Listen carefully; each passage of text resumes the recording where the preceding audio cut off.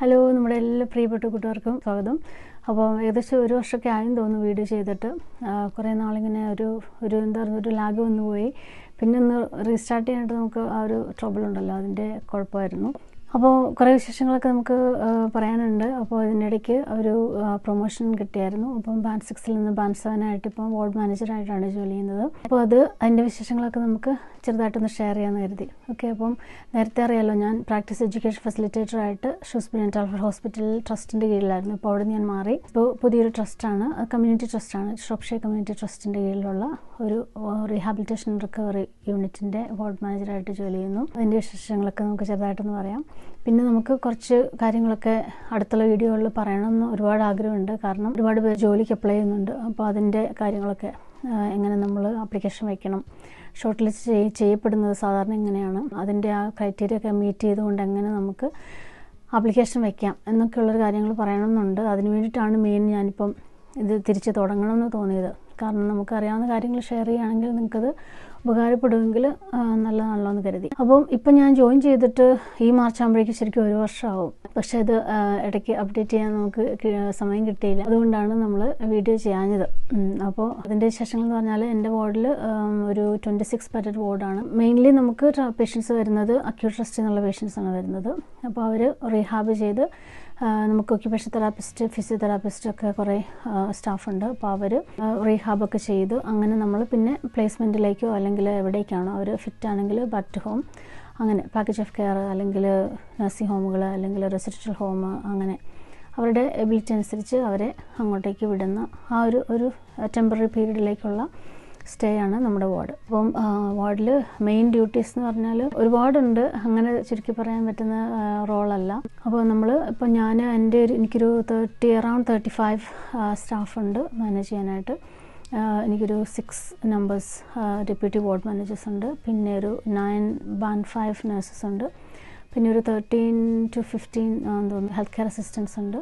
പിന്നെ നമുക്ക് house keeper, domestic സ്റ്റാഫുണ്ട്. പിന്നെ നമുക്ക് ഡിസ്ചാർജ് കോർഡിനേറ്റർ ഉണ്ട്, ബോർഡ് ക്ലർക്കുണ്ട്. അങ്ങനെ അതെല്ലാം കൂടെ അടങ്ങിയ ഒരു ടീമാണ് എൻ്റേത്. മാനേജറിയൽ റോളെന്ന് പറഞ്ഞാൽ നമുക്ക് അതിനകത്ത് ഒരുപാട് കാര്യങ്ങളുണ്ട്.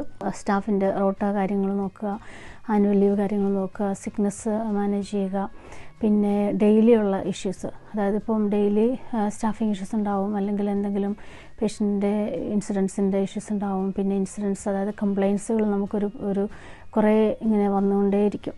അപ്പോൾ അതെല്ലാം നമ്മൾ സോർട്ട് ചെയ്യുക.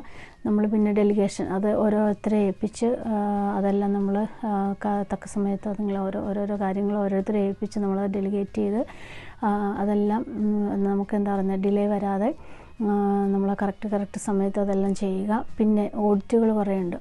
ഇൻഫെക്ഷൻ പ്രിവെൻഷൻ ആൻഡ് കൺട്രോളിൻ്റെ ഓഡിറ്റുകളുണ്ട്, മെഡിസിൻ സേഫ്റ്റിയുടെ ഓഡിറ്റുകളുണ്ട്. അങ്ങനെ കുറേ മീറ്റിങ്ങുകളുണ്ട്, കുറേ ഓഡിറ്റുകളുണ്ട്. അതൊക്കെ നമുക്ക് മന്ത്ലി ചെയ്യേണ്ട ഓഡിറ്റുകളുണ്ട്. അതെല്ലാം നമ്മൾ ടൈംലി ചെയ്യുക. പിന്നെ കുറേ നമ്മുടെ സ്റ്റാഫിൻ്റെ ട്രെയിനിങ്ങുകൾ, ആ ട്രെയിനിങ് നീഡ്സ് എല്ലാം നമ്മൾ നോക്കി ആരാണ് പുറകെ നിൽക്കുന്നത്, അല്ലെങ്കിൽ അവർ അപ്ഡേറ്റ് ചെയ്യേണ്ട സമയമായെങ്കിൽ അവരെ നമ്മൾ പുഷ് ചെയ്ത് സ്റ്റാഫിൻ്റെ ട്രെയിനിങ് റെക്കോർഡുകളൊക്കെ നമ്മൾ അപ് ടു ഡേറ്റ് ആക്കി വയ്ക്കുക. പിന്നെ സ്റ്റാഫിൻ്റെ അപ്രൈസൽ, അങ്ങനത്തെ കാര്യങ്ങൾ, സിക്നെസ് മാനേജ്മെൻറ്റുകളൊക്കെ. അപ്പോൾ ഒരു സ്റ്റാഫ് സിക്കായിട്ടുണ്ടെങ്കിൽ അവർ തിരിച്ചു വരുമ്പോൾ റിട്ടേൺ ടു വർക്ക് ഇൻ്റർവ്യൂസ് വയ്ക്കുക.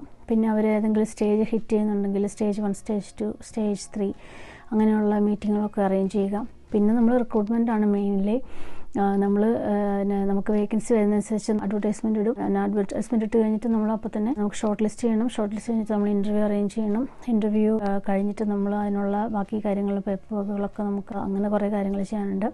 അതിപ്പം റിക്രൂട്ട്മെൻറ്റ് എന്ന് പറഞ്ഞൊരു തീരുന്ന ഒരു ഓക്കെ എല്ലാവരെയും എടുത്തു നമ്മൾ സെറ്റായി എന്ന് പറയുന്ന ഒരു രീതി നമുക്ക് പറ്റില്ല. കാരണം കുറച്ച് നാളൊക്കെ വർക്ക് ചെയ്ത് കഴിയുമ്പോൾ ഒരാൾക്ക് അവിടെ സ്യൂട്ട് ആവുന്നില്ല എന്ന് തോന്നിക്കഴിഞ്ഞാൽ അവർ ലീവ് ചെയ്യും.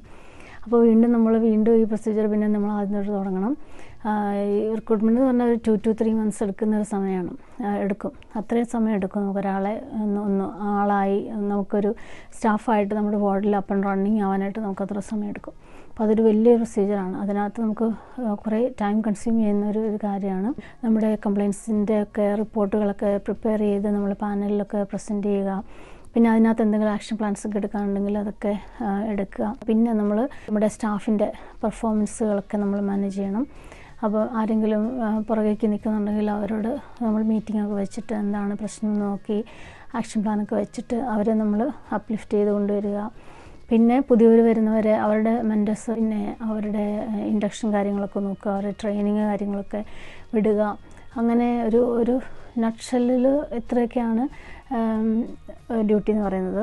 ശരിക്കും നല്ല സ്ട്രെസ്ഫുൾ തന്നെയാണ്. അതായത് നമ്മൾ എത്ര മുകളിലേക്ക് പോകുന്നു അത്രയും കൂടുതൽ സ്ട്രെസ് നമ്മുടെ കൂട്ടത്തിൽ വരും.